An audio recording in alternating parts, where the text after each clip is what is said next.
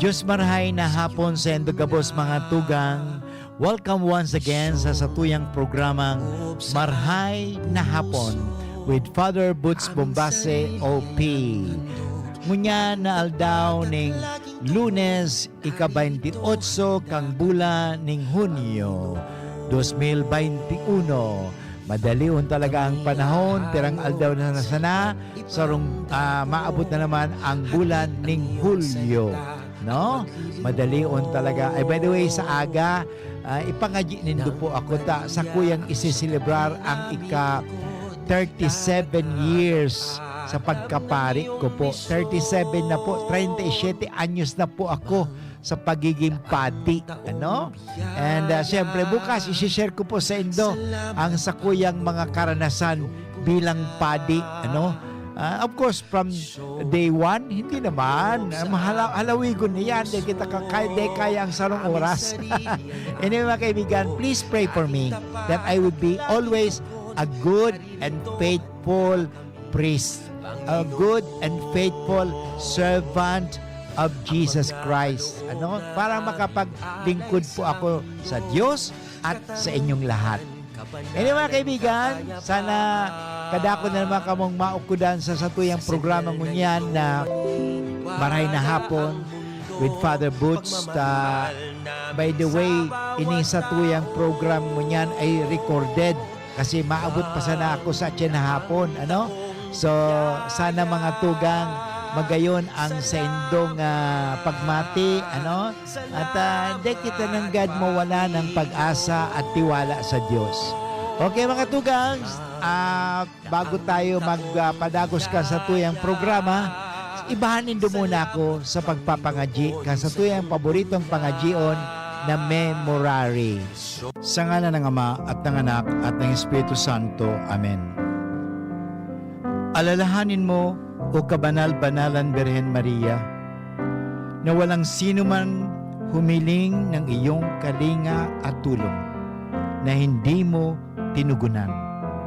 Sa pagtitiwalang ito, kami na mga makasalanan ay umaasa sa iyong pagmamahal. O Birhen ng mga Birhen at ina naming lahat, huwag mong biguin ang aming kahilingan sa aming mga pangangailangan, bagkus kami iyong dinggin at kaawaan.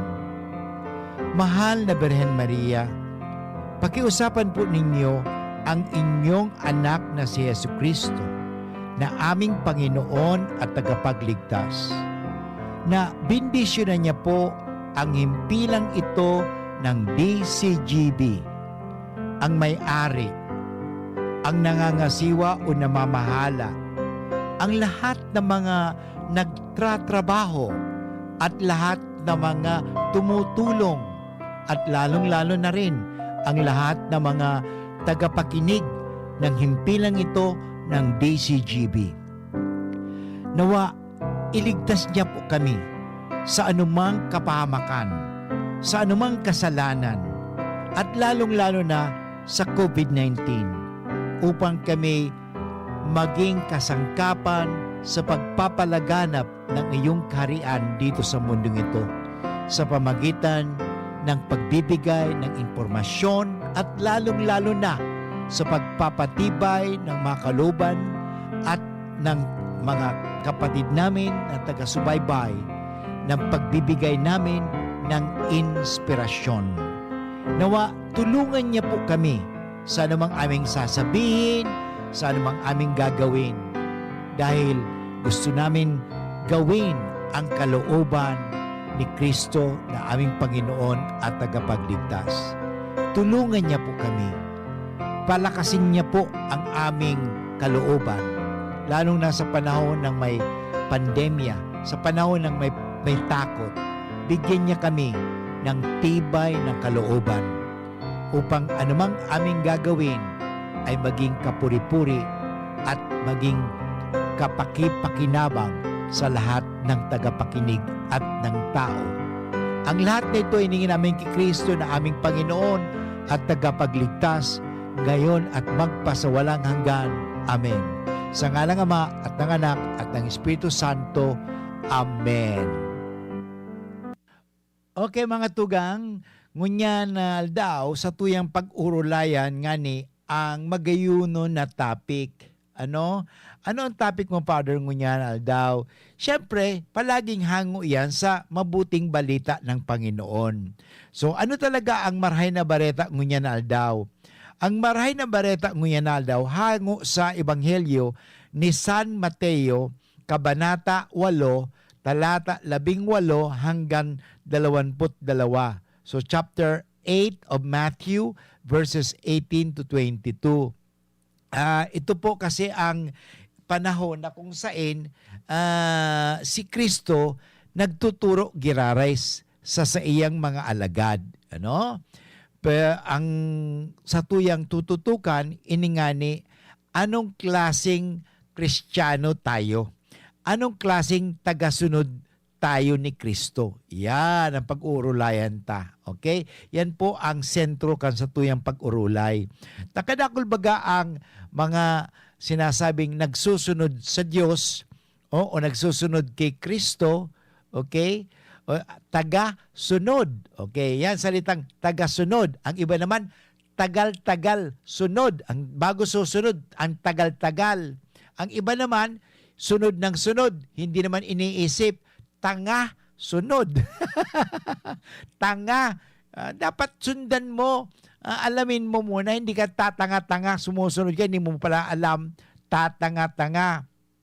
Okay? Yung iba naman, maliban sa tagal sunod, tanga sunod, hindi talaga taga-sunod, ang iba naman ay talagang masasabi natin, tangay sunod, tangay sunod. Natatangay lang, sumusunod. Ayun. Anyway, mga kaibigan, yan po ang sa tuyang pag-uurulayan. Okay? So, gusto ko na munang basahin sa indo ang manunungod sa Ebanghelyo ng Panginoon. Okay? Sapagat nung panong iyon, nang makita ni Jesus ang maraming tao, ang makapal na tao sa kanyang paligid, iniutos niya sa kanyang mga kasama na maghandang tumawid sa ibayo. Okay? So, hindi naman ibig sabihin ni Kristo na umalis tayo sa kanila, disturbo sila. Hindi po. Okay? Sapagkat gusto rin ni Kristo magkaroon ng me time and God time. Okay? So, anyway, marami talagang sumusunod kay Kristo. Hindi lang yung talagang mga alagad ni Kristo, kundi pati mga eskriba at mga pariseo sumusunod din kay Kristo. Pero sila pala sumusunod kay Kristo dahil gusto nilang humanap ng pagkakamali kay Kristo para sa ganun may maibibintang sila kay Kristo. Ayan po. So ito ang nangyari, ayan po. So nilapitan siya ng mga eskriba, ng mga pariseo din, pero itong isang eskriba lumapit sa kanya. Nagtanong, Guro, tingnan mo ang address kay Kristo, Guro. Kasi nga si Kristo nagtuturo, kaya ang guro nagtuturo, hindi ba? Ang pagkakilala nila kay Kristo, hindi Panginoon, hindi anak ng Diyos, kundi guro. Okay? Sabi niya, Guro, susunod po ako sa inyo saan man kayo pumaroon. Wow, very good. Hindi ba? Maganda kasi siguro may nakita itong eskriba. Hindi naman lahat na eskriba masama. Okay? May mga eskriba din talagang gustong sumunod kay Kristo sapagkat kakaiba nga ang ugali ni Kristo sapagkat nakitaan nila na si Kristo ay talagang totoong tao. Okay? Pero siyempre, ito ang ginawa ni Kristo sa kanya eh. Ang sagot ni Kristo doon sa eskriba, may mga lungga ang mga asong gubat at may pugad ang mga ibon. Ngunit ang tao, o anak ng tao, wala lamang matulugan o mapagpahingahan. Okay? So yun. So anong ibig sabihin nito mga kaibigan? So una sa lahat, pag tayo susunod sa Diyos o susunod kay Kristo, okay, dapat tandaan natin, meron tayo talagang intensyon. Okay? So, yon. Yan ang masasabi natin na importante po ito eh. Okay? Okay. Ngayon, isa naman, yung una yan isa naman sa mga alagad ang nagsabi sa kanya, Panginoon, maaari po bang umuwi muna ako upang ipalibing ang aking ama? Ngunit sinabi sa kanya ni Jesus, sumunod ka sa akin at ipaubaya mo na sa mga patay ang paglibing ng kanilang mga patay. Alam mo, matalinhaga yung sinabi ni Kristo sa mga alagad. Isa ito. Una, yung sinabi ni Kristo doon, may mga lungga ang asong gubat. Yun. Ibig sabihin, yung mga asong gubat ay may lungga. May masisilungan, may matitirhan. At may pugad ang mga ibon. Ibig sabihin, meron silang talagang lugar. Yan. Ang asong gubat, may lugar, lungga. Ang mga ibon naman, may pugad, may lugar. Pero ngunit, ang anak ng tao, wala man lamang matulugan o mapagpahingahan. Okay? Yun, sinabi ni Kristo. Hindi ko alam kung naintindihan ng mga tao yon o ng eskriba. Alam mo, ang gustong ipalabas ni Kristo sa kanila, may mga lugar tayong dito sa mundong ito. Okay? Pero ako nga wala akong lugar. Mabuti nga kayo may mga lugar ako wala akong lugar. Para masasabi nga natin, si Jesus saan ba sinilang? Di ba? Si Jesus ay isinilang sa sabsaban. Kasi nga, wala na siyang lugar Sabi, ngunit ang anak ng tao, wala man lamang matulugan o mapagpahingahan. Tingnan mo, ang lahat ay hiram lamang. Wala talaga si Kristo masasabing sarili niyang bahay. Okay? Tingnan mo, kasi nga, tayong mga tao dito sa mundo ay temporary lamang. Tama nga naman ito. Nagpapaalala lang si Kristo na ang pagsunod sa Kanya ay pangmatagalan. At the same time, masasabi natin, sinasabi nga, anong makukuha ko pag sumunod ako sa Diyos? Yung para sinasabi, anong makukuha ko pag sumunod ako kay Kristo? Kung wala naman pala siya, ni matulugan niya, wala siya, mapagpahingan, wala nga siya, anong maibibigay niya sa akin? Yun. Ibang sabihin, ano ba, susunod ako kay Kristo, ano maibibigay sa akin ni Kristo? Ano bang kapalit sa pagsunod ko kay Kristo? Yan ang kaagad, ang sinabi ni Kristo, challenge po ito. Alam mo, ang ginawa ni Kristo, hindi sinabi, may nagsabi, susunod ako sa iyo. Hindi sinabi, sige, sumunod ka sa akin. Hindi. Ang ginawa ni Kristo, challenge, paghamon. Hinamon niya. Sige nga, okay? Susunod ka sa akin. Ako nga, wala naman matulugan o mapagpahingan. Susunod ka pa sa akin.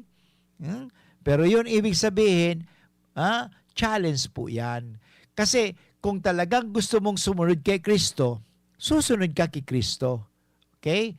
Dahil, hindi dahil sa gusto mo o sa balak mo, kundi dahil talaga kay Kristo. Yan. Maliwanag ba? O naiintindihan ba natin? Parang medyo malalim medyo matalinhaga kasi yung sinabi ni Kristo ito pang sinabi pa ni Kristo sumunod ka sa akin at ipaubaya mo ang mga patay, ang paglibing sa kanilang mga patay. Mga kaibigan, mahirap yata itong intindihin Kung tutusin, hindi naman talaga madali ang maging Kristiyano. Hindi po napakadali maging tagasunod ni Kristo. Kaya nga sabi ko kanina, dahil hindi napakadaling sumunod kay Kristo, hindi po napakadaling maging Kristiyano, may mga taong hindi tagasunod ni Kristo, kundi tagal sunod ni Kristo. Okay? At tangasunod ni Kristo. Okay? Okay, ang tagal-tagal sumunod kay Kristo. Okay? Ang makikita natin, talagang ang pagsunod kay Kristo ay talaga is a commitment. Okay? Bakit ang makikita natin? ang sundin ang kagustuhan ng Diyos. Yan ang mahalaga sa pagsunod kay Kristo eh. Ha? Kaya medyo paghamon eh. At may kadipisilan talaga. Ang sundin, hindi yung kagustuhan mo. Okay? Kundi ang kagustuhan ng Diyos at sundan ang mga yapak ni Jesus. O anong mga yapak ni Jesus? O yapak ni Jesus maging simple. Okay? Susunod ba tayo? Kay Jesus, simple. Ang sabi pa nga ni Kristo take up your cross. Deny yourself. Okay? Come, follow me. Pero before you come to follow the Lord, importante muna, deny yourself. Kalimutan mo muna ang sarili mo. Kalimutan mo muna ang sa iyong plano. Kalimutan mo muna ang iyong mga hangarin sa buhay. Kalimutan mo muna ang iyong mga ambisyon. Yan ang At parang sa ganon, masunod natin ang kagustuhan ng Diyos. Kasi nga, ang tunay na pagiging Kristiyano ay ang sundin ang kagustuhan ni Kristo. O yan kagustuhan ng Diyos. Yan ang importante. Tunay ngang imposible na ang mga patay ay maglibing sa kanilang mga patay.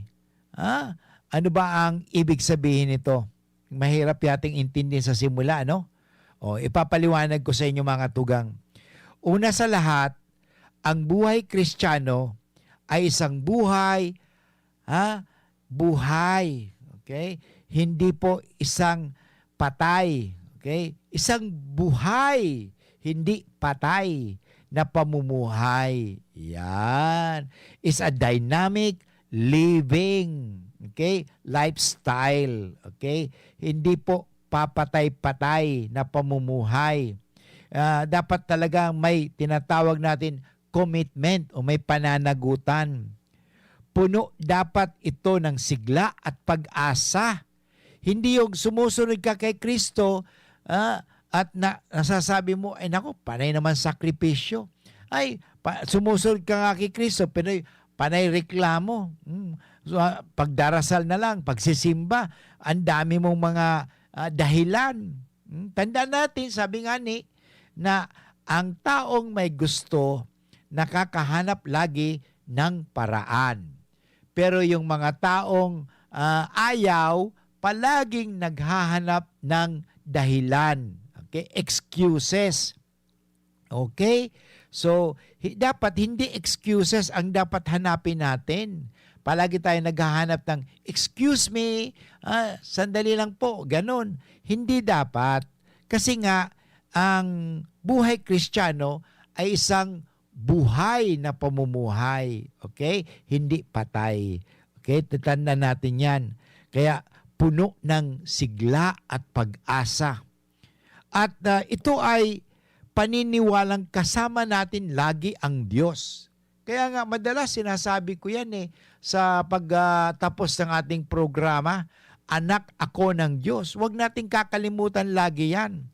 At sa buhay Kristiyano, ito po kasama-sama natin lagi ang Diyos. Kaya nga hindi lang Christmas, tinatawag natin Emmanuel.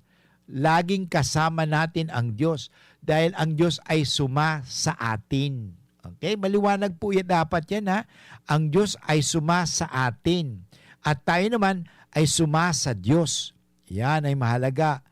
At hindi niya tayo pababayaan sa gitna ng mga pangyayaring ito. Kahit sa panahon ito ng pandemya, makikita natin, kumikilos ang Diyos Sinasabi, nasaan ang Diyos sa pandemyang ito, sa COVID-19?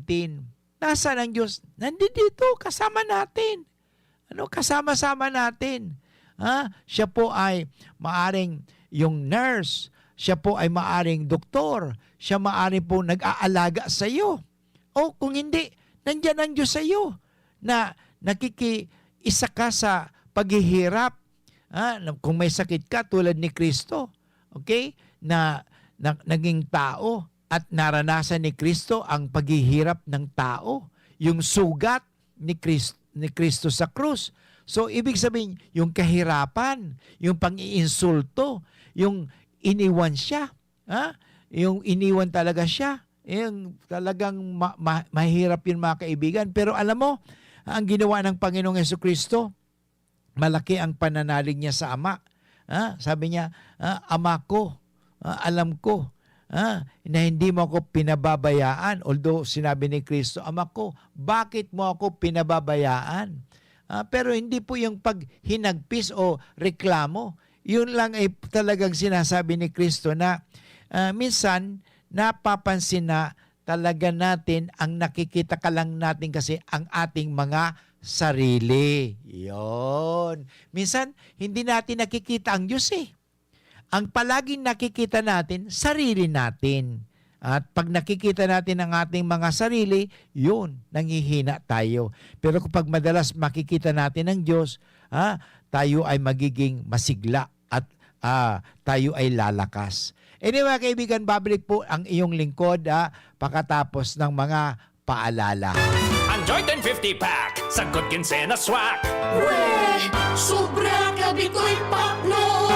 Ang sikreto, dikit 25 turo sa sarong grupong hugason swak. Dikit na tubig bukagon asin pa sa puhon. Sobrang sabon, sobrang sa epekto. Dikit 25 turo sa sarong grupong hugason swak. Enjoy 1050 pack sa Good Quincena Swak. Enjoy 1050 pack sa Good Quincena Swak.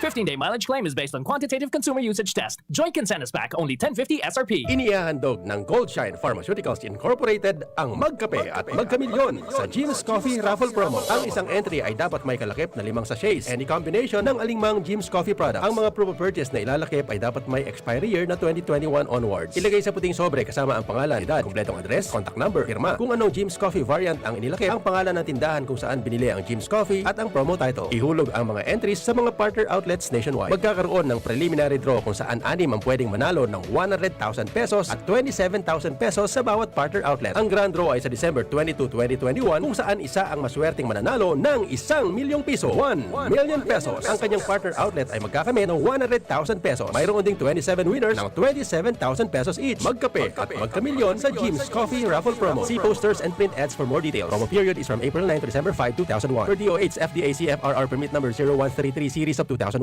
Si Pauline Luna po. Ang mga gamot at vitamins ng United Home, tulong para protektado ang pamilya ko. Bahay ko to, protektado ko. Bahay ko to, protektado ng United Home. Gamot na panlagnat, na masarap at sulit. Si Pauline Luna po. Para sa lagnat ng anak ko, United Home Kidalets. Bahay ko to, protektado ko. United Home. Si Pauline Luna po. Para etsapuera ang virus, mag-United Home CTAP at CTAP Premium. For as low as 2 pesos 30 centavos SRP. Bahay ko to, protektado ko. United Home. Unilab yan. Paracetamol is the generic name of United Home Kidalets. Ascorbic acid and sodium ascorbate are the generic names of United Home CTAB and CTAB Premium. If symptoms persist, consult your doctor. Ang pinagalan. Sinakripisyohan. Ginaknutan. Daipig sa sayang. Sa Red Horse, kada turo, may siram, may kusog, may sipa. Kaya kada turo, bawi. Kusog kang tama, pero bakun wasak. Drink responsibly. Red Horse Beer, sulit sa sarap at sipa sa presyong di nagbago. Mabibili sa inyong mga suking tindahan. Drink responsibly. Harapin ang hamon, mga true hero. Sa neuropathy di magpapapigil. Pag namamanhid, nangangalay, o may tusok-tusok na ramdam, mag-Neurobion na. Neurobion, Neurobion. Neurobion, Neurobion. Take clinically proven Neurobion. It helps treat nerve damage and helps regenerate the nerves with proper diet and healthy lifestyle. Vitamins B1, B6, B12 is the generic name of Neurobion. If symptoms persist, consult your doctor. Bear Brand Jr. Para sa 1 to 3 years old. May new formula. Available na in 2.4 kilo pack. 860 pesos lang ang suggested retail price. The use of milk supplements must only be upon the advice of a health professional. Ang paggamit ng gatas na ito ay dapat sang-ayon sa payo ng doktor o health professional. Per IACE 051 CA number 071 series of 2020. Abangan sa Radyo DZGB ang programang Usapang Consumer at Negosyo. Programang magtataunin kasimbagan sa saindong mga kahapotan tungkol sa pagninegosyo. Magdadara ning kadagdagang impormasyon mapadapit sa mga diretsos nin mga konsumidor asin mga giya kung paano maging mga responsableng parabakan. Usapang consumer at negosyo. Mataon pagnibid sa mga matrayumpong negosyante asin sa mga establishmento de negosyo na may marhaing na kontribusyon sa komunidad. Usapang consumer at negosyo.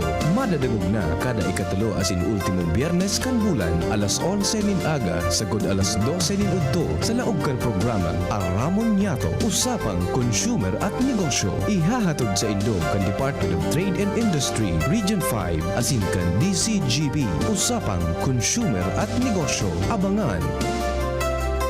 Nandito na ang pinakabago! Pinakabago? Ipinakilala ang mas pinalakas pa ang pinakabagong Doc F Mixed and Herbal Capsule. Kahit stress na ang beauty mo, mapapasmile ka pag nakainom ka ng Doc F Mixed and Herbal Capsule. Para makainom ng libre, mag-send lang ng inyong mensahe sa Facebook page, The Big C Freebies. The Big C Freebies. Para naman sa promo hotline, buy one take one, door-to-door delivery na. Free shipping pa. Mag-text sa 0967-583-1820. 0967-583-1820.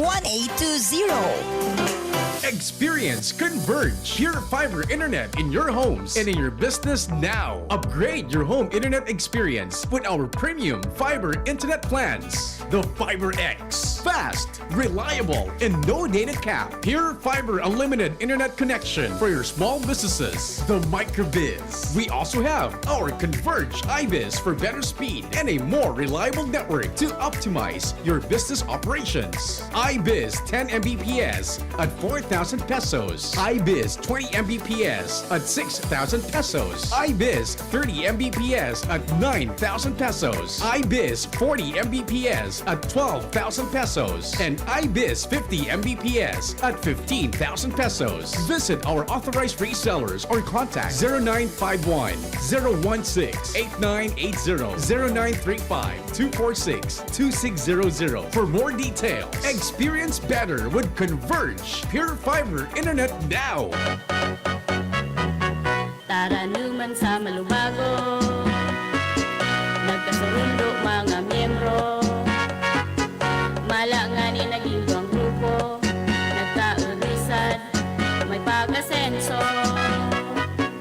Tara na mga kababaihan, mag-irigis magugma, tangan ni dai magutom, ayaw kaunon, magtara na. Kung kabredo maaasahan ng mga kababaihan, ang pagtabang sa taranuman, sarong orgulyo sa bayanan. Dumating na ang Res Bakuna kasangga laban sa COVID-19. At dahil ang dating nito ay by batches din ang babakunahan. Sa Priority A na grupo, una na ang ating health frontliners. Susunod ang mga mahal nating seniors. Pagkatapos ay mga taong may ibang karamdaman, mga frontliner na non-medical. At susunod ang mga kapuspalad. Mag-abang lamang dahil may priority groups B and C pa. Patuloy nating suportahan ang Res Bakuna at maging bahagi tayo ng Bida Vaccination. Sarong pagirumdom, hali sa DOH Bicol Center for Health and Development. An oras hatod sa Indokang Alaksan FR, Ibuprofen, and Paracetamol Alaksan FR. Isang Alaksan FR, tapos ang sakit ng katawan. Joy! Iwas germs, iwas sakit. Neurobion, helping true heroes by nourishing nerves. Vitamins B1, B6, B12 is the generic name of Neurobion. If symptoms persist, consult your doctor. Oras na para ito dumobit mo with Coke Studio. RightMed, isang pangalan sa gamot na kailangan. Mga kaibigan, patuloy po tayo sa ating programang Marahay na Hapon with Father Butz Bombase, OP. At sa tuyang ipadagos ang sa tuyang pigtutukar ngani ngunya na aldaw, manunungod iyan sa pagsunod kay Kristo. Kung talaga tayo ay mga tunay na alagad ni Kristo. Tayo mga Kristiyano. Okay? Alam mo sa Ebanghelyo, ito masasabi natin, okay?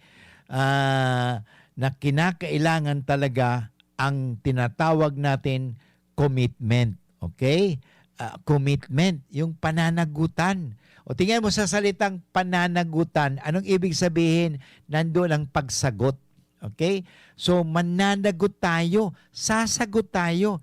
At ang pagsagot natin ay dapat may pagsagot na pagmamahal. Okay? At pagsunod. So sumasagot tayo, pero tayo ay sumusunod. Okay? O sa ating ebanghelyo makita natin patunay talaga sa Biblia ang pangyayari na kung saan hindi tayo iniiwan ng Diyos. Okay? Mula pa nung si Adan at si Eva, kahit na nga sinuway nila ang Diyos. Ginawa ni Adan at ni Eva yung gusto nilang gawin, hindi yung pinag-uutos ng Diyos. Pero anong ginawa ng Diyos? Iniwan ba sila ng Diyos? Hindi po. Dahil ang Diyos hindi po nang iiwan. Okay? Yan. Tayo ba, mga tagasunod ni Kristo, nang iiwan ba tayo? Kaya kahit na wala ako pa sa Bicol, hindi ako nang iiwan sa inyo. Narinig pa rin ninyo ako kasi nga, mahal ko kayo. So ang tunay na taong nagmamahal, hindi nang iiwan. Hindi nang iiwan ng ere. Hindi nang iiwan ng bahala ka na dyan. Hindi po. Ito po ay isang sagisag ng pag-aalaga at pangangalaga sa inyong lahat. Kasi inaalagaan ko din po kayo araw-araw. Paano kayo inaalagaan ni Father Butch araw-araw? Sa pagbibigay niya ng inspirasyon. Sa pagbibigay niya ng salita ng Diyos. Hindi po salita ko ito hindi ko salita. Kundi salita ng Diyos ang ating binabasa araw-araw. So yun po ay mahalaga, So kahit na nga talaga sinuway ni Adan at ni Eva o kahit tayo ngayon sa panahon ito, marami sa atin hindi sumusunod talaga sa kagustuhan ng Diyos. Nilalabanan pa natin ang kagustuhan ng Diyos. Sinusuway pa natin ang kagustuhan ng Diyos. Pero hindi tayo iniiwan ng Diyos. Palaging madali. Actually, madali naman eh. Okay? God is so approachable. God is so accessible. Hindi po siya mahirap puntahan. Hindi po siya mahirap kausapin. Hindi po siya mahirap hagilapin. Okay? Kasi nandyan lagi ang Diyos eh. Hindi nawawala. Hindi nawawala ang Diyos. Nandyan lagi. Kaya madali po talaga. Okay? Tumawag ka lang. Pakikinggan ka niya. Yan mga tugang ang napakahalaga.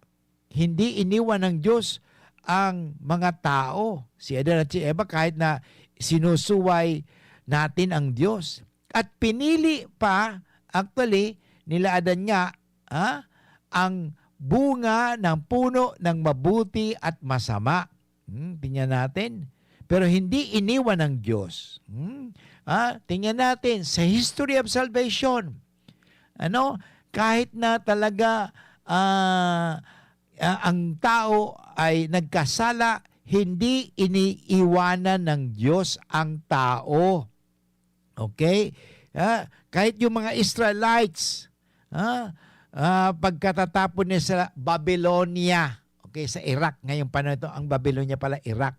So, sila po ay naitapon sa Babylonia, yung Babylonian captivity sa Ingles. Hindi iniwan ng Diyos. Okay? Hindi pinabayaan ng Diyos si Jose at si Maria. Nang habulin sila ni Herodes.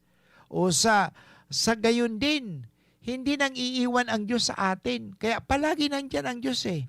Sa panahon ng pandemya. Kaya makikita natin, sana ma-realize talaga ng tao. Nandyan lagi ang Diyos. Okay? Hindi nang iiwan. Okay? Hindi nagpapabaya. Palaging nagpapaalala. Okay? Palaging nagmamahal. Palaging nag-aaruga sa atin. Kaya nga yun, yung salita niyang Diyos o salita ni Kristo o salita ng Diyos sa yung Biblia, palagi nagpapaalala sa atin. Kaya nga ito araw-araw makikita natin, at least may programa sa DCGB. O ito, sasabihin natin, hindi nagpapabaya ang Diyos eh. Hindi nagpapabaya. Kasi nga, tingnan mo, araw-araw may programa tayo. May religious program tayo sa DCGB. Magandang programa ito, kaya maraming salamat po sa aking mga kasama dito sa DCGB. Lalong-lalo na sa ating sa may-ari ng DCGB o sa ating BP. Sa lahat ng mga nagtatrabaho sa DCGB at kayo rin, sapagkat hindi nagpapabaya ang Diyos. Okay? Araw-araw naririnig natin ang salita ng Diyos na aking ipinapaalala at aking binabasa. At doon po palagi ako humuhugot. Okay? Lahat kasi nga ang ginagawa ko sa programang ito, yung salita ng Diyos ay dapat i-apply natin yan sa buhay. Dapat sinasabi nga natin, ang salita ng Diyos ay buhay. Okay? Dapat isabuhay natin yan. Kinakailangan i-apply.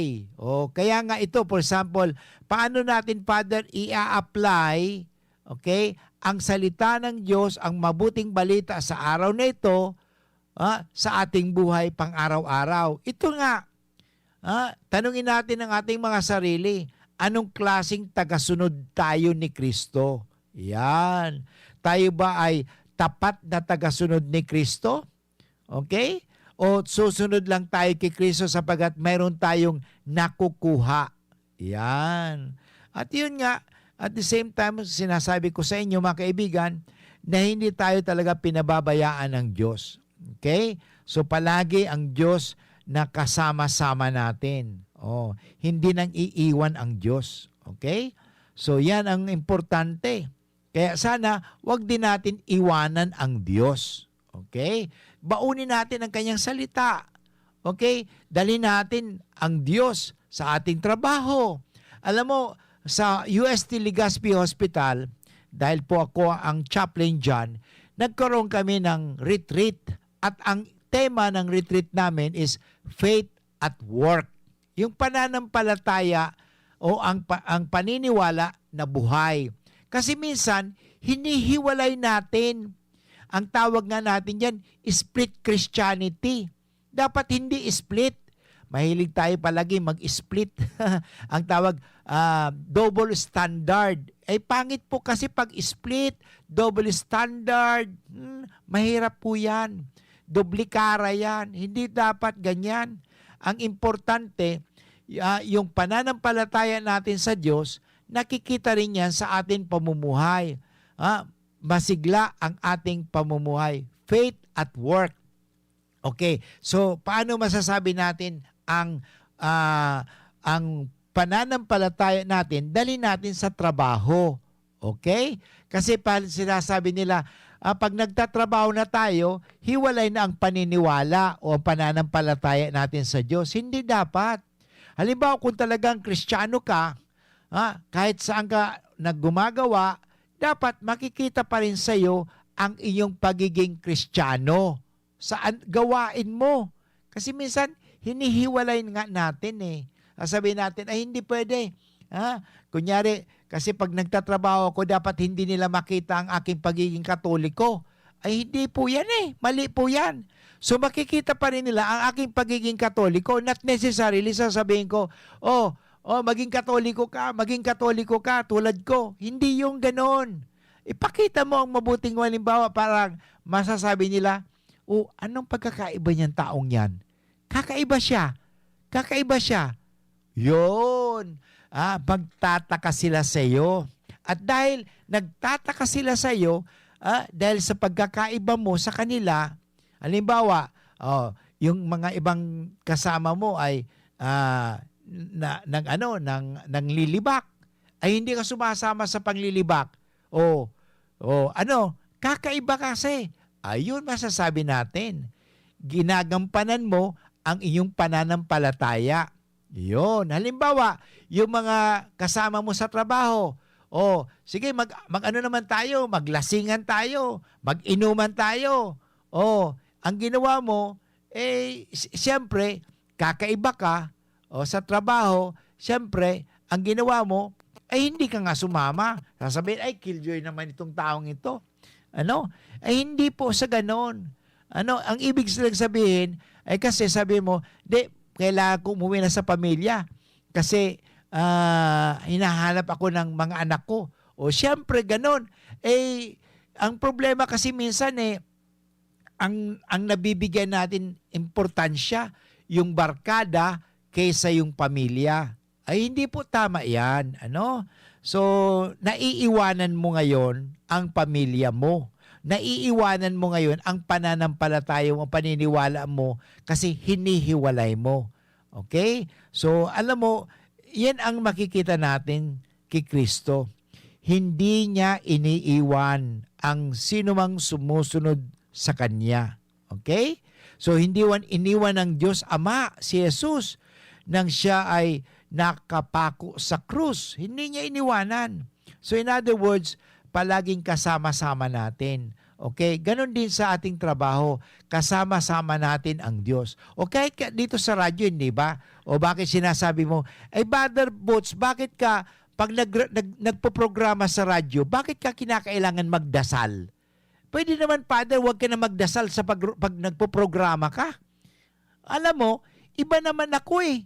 Eh kung gusto mo, gawin mo yon. Pero hindi ko gagawin kasi ito ang gusto ko eh. Hindi gawin mo ang gusto mo kasi iba tayo eh. Iba tayo. Iba tayo ang problema. Iba tayo. So, ang maganda, sa pagkakaiba natin, igalang mo na rin ako. Tulad ng paggalang ko sa iyo. Hindi ko naman pinipilit sa iyo. Hindi ko naman sinasabi, magdasal ka bago ka magprograma sa radyo. O halimbawa, sa eskwela, hindi ko naman sinasabi na, bago ka magturo, magdasal ka na muna. Ay kung ito ay kagaganda, ikabubuti, at sabi nga, that is the right thing to do, di gawin mo.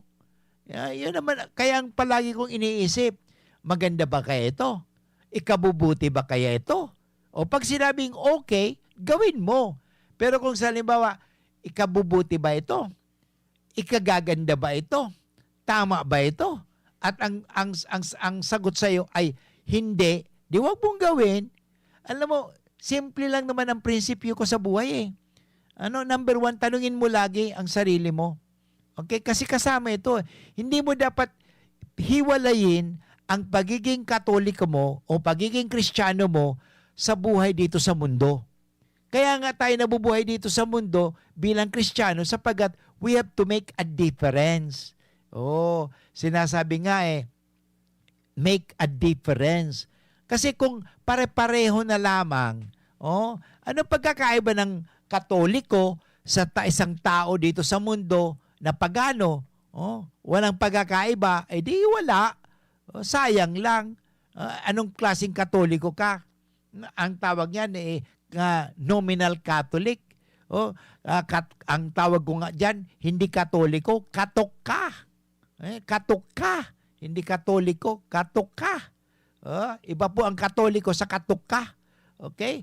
Kasi ang ibig kong sabihin, make a difference. Okay? Pagkakaiba. Yan po talaga ang dapat gawin natin. May pagkakaiba. Sabi nga, ang tanong ano-ano ang mga pangyari sa buhay natin kung kailan talagang madama nakasama natin lagi ang Diyos. Okay? Yun sinasabi ko kasi kakaiba ngayon. Paano masasabing madama ng ibang mga kasama natin, ibang tao na kasama-sama natin ng Diyos kasi nga sa ating mga pananalita, sa ating mga gawa o mabubuting halimbawa, doon makikilala talaga. Okay? Hindi ko naman kasi kailangan palaging sabihin, oy, maniwala ka sa Diyos. Oy, sumunod ka sa Diyos. Nasa ano talaga yan? Sasabihin ko sa inyo, hindi ko kayo pipilitin. Hindi ko kayo tatakutin na sumunod sa Diyos. Hindi ko kayo, sabi nga, hindi ko kayo iproproselytize. Okay? Igagalang ko kayo. Okay? Yan, nasa inyo na yun. Pero tanungin mo ang sarili mo lagi. This is my guiding questions. Ito ba ay ikabubuti? Yan lang naman Ito ba ay ikagagaling? Ito ba ay, sabi ko nga, ikakarahay? Ito ba ikagaganda? Yan. O sa pagsunod sa Diyos, ganun din eh. O pagsunod mo ba sa Diyos, ikagaganda ba ng buhay mo yan? Ikagaganda ba? Natural. Kasi pag sumunod ka sa Diyos, dahil ang Diyos ang siyang may gawa ng langit at lupa, at maganda ang plano ng Diyos para sa tao, at sumunod ka, di magiging maganda. O parang architect yan eh. Okay, di ba magpapatayo ka o magpapagawa ka ng bahay? O anong ginagawa natin, di ba? Kumuha tayo ng architect, magde-design. At tapos hindi lang architect, kukuha ka pa ng engineer. At tapos contractor, foreman, so ganito. So may mga specification yan. Ganito yan, ganito yan, ganito yan. Ang ginawa mo, hindi mo sinunod. Kasi sabi mo, magtipid na lang po ako eh. Alam mo, wala naman pong masama magtipid. Pero kahit sa pagtitipid, dapat tanungin mo rin po, sa pagtitipid po, tama din po ba? Kahit totoo, hindi yung pagtitipid na sinasabi nga sa bahay, ang gagawin mo, kunyari ito, ang bakal na specification ay dapat malaki. Dahil gusto mo magtipid, ang ginawa mo, bumili ka na lang kasi gusto mo magtipid ng pera. Sa halip na malaking bakal ang binili mo, na dapat malaking bakal ang dapat bilhin mo, ang ginawa mo, bumili ka ng mga maliliit na bakal. Puspuro na lang ang kapal. So, ano nga mangyayari dyan? Ang tanong, ikabubuti ba yun sa bahay mo? Hindi. So therefore, wag mong susundin. Kahit nasasabihin, ay makakatipid naman tayo dito. Alam nyo mga kaibigan, based on experiences, believe you me, maniwala kayo sa akin. Sa katitipid ko, lalo pa akong gumasto. Siguro na-experience din ninyo yan eh. Kaya nga, isipin nyo lagi yon. Meron pa akong iiwanan sa inyong tanong lagi. Yun lang naman, simpleng tanong eh. Palaging tanungin mo ang sarili mo. Okay? Ano mang gawin? Halimbawa, ngayong araw na ito, meron pa tayong panahon, ngayong hapon, kaninang umaga, pagkagising mo. Okay? Halimbawa, may plano ka. Mamamasyal ka. Ang tanong mo, mamamasyal ka, ikabubuti ba kaya ito? Okay? Halimbawa, mamamasyal ka, hindi ka pa magso-social distancing. Alam naman natin dito sa Legazpi, marami pa talagang hawaan ng COVID. Marami pa. So anong gagawin mo? Hindi ka mag-face mask, hindi ka mag-face shield. Okay? Hindi ka magso-social distancing. Alam mo, wala naman pong problema mamasyal. Ako, namamasyal ako pero hindi doon sa maraming tao. Namamasyal ako dito sa likod namin. Sa UST, sa ilalim ng puno ng mga pili. Solo-solo ako. Mahawaan ba ako ng pili? Pwede. Oxygen. Makakahawa ba ako? Hindi. Ganun. Pero halimbawa, palagi kang doon sa tao, maraming tao. Ang tanong, ikabubuti ba yan? Siyempre, tanungin mo lagi. Ikagaganda ba yan? Okay? Ang palaging tinitang lang kasi natin ganito, mapagpiperahan ba yan? Masyado naman tayo materialistic. Palagi yan. Halimbawa, may gagawin tayo. Halika, may plano ako, may project ako. Agad-agad ang salip na ang tanong mo, ikabubuti ba yan? Ikagaganda ba yan? Ikababanal ko ba yan? Magiging mabuting tao ba ako niyan? Hindi, ang tinatanong mo ay, magkano ba ang makukuha ko diyan? Ang tinatanong mo ay, mapagpipirahan ba yan? Palagi na lang ganun, as if pera na lang ang buhay ng tao. Malapit naman ng eleksyon next year. Ang sasabihin, magkano ba ang ano ko diyan? Magkano ba ang ano ko dyan? Magkano ba ang aking dyan? So, kailan na ba talaga matututo ang mga Pilipino sa pangloloko? Okay? Kailan ba tayo? When will we ever learn? But anyway, kaibigan, inabot na naman tayo ng oras ng pamamaalam. O bukas, anniversary ko po. Bukas ang satuyang isiselebrar ay ang dakilang kapistahan or the solemnity of Saints Peter and Paul. Okay? Dalawang haligi ng simbahan. Okay? Si San Pablo na dating pagano, pero na siya ay nagbalik loob sa Diyos o nagkaroon ng conversion. Si Pedro din, na siya po ay pinili ni Kristong maging halili niya, Santo Papa. Upon this rock, I will build my church. Pedro, ikaw ay bato. Okay? So mga tugang sa aga po, okay, pagdasal ninyo ang inyong lingkod sapagkat ako ay magsa-celebrate ng 37 years as a priest. Okay? Father, may regret ka ba sa pagiging pare? Okay? Nagsisisi ka ba, Father, ba't naging kang pare? Hindi po. Ako po walang pagsisisi.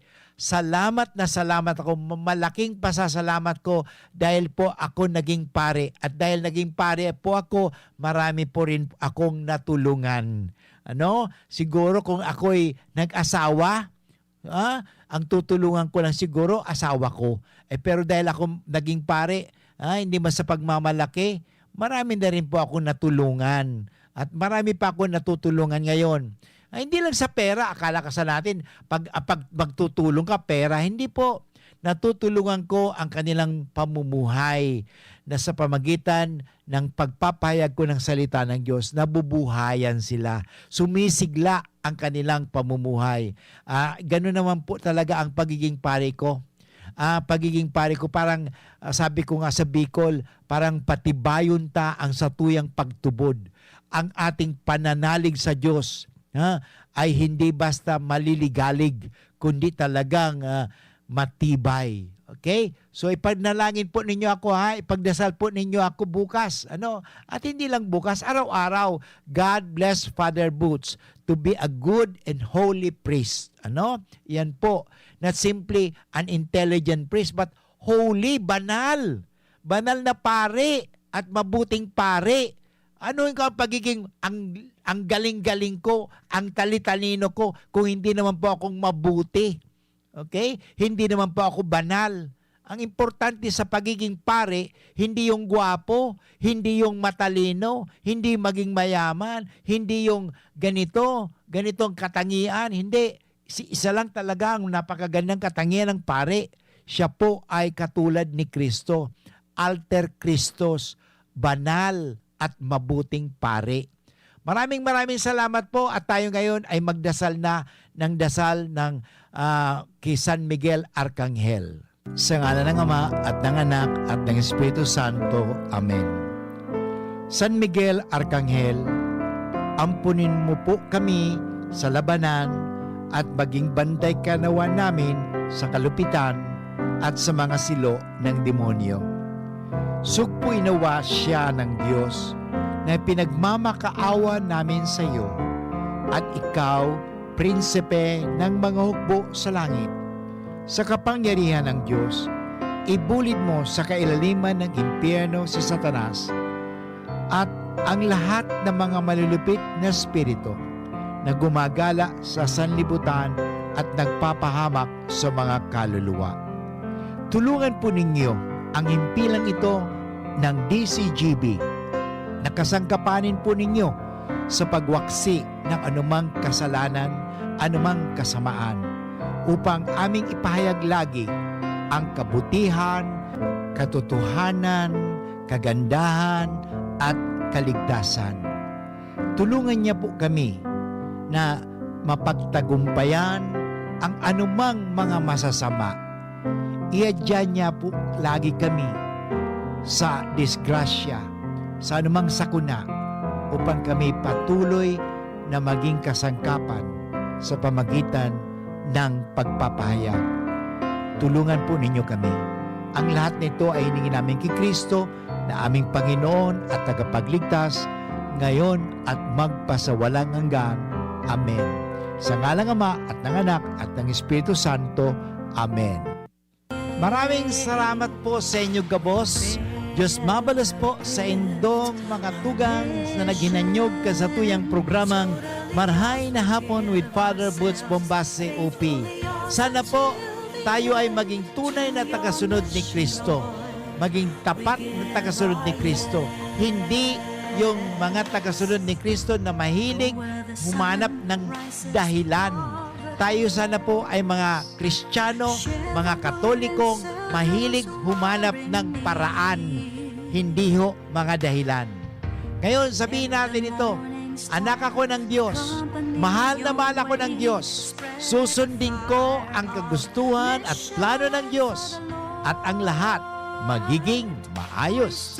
Maraming salamat. God bless everyone. See you tomorrow. God bless. Bye-bye. It's happening! The BTS meal is now available at McDonald's. 10-piece chicken McNuggets, a Coke, fries, and 2 new sauces, sweet chili and Cajun, inspired by sauces from McDonald's South Korea. Careful, they have a little kick. The BTS meal. Get it now at a McDonald's drive-thru or order via McDelivery while you can. Dakol gibuhon?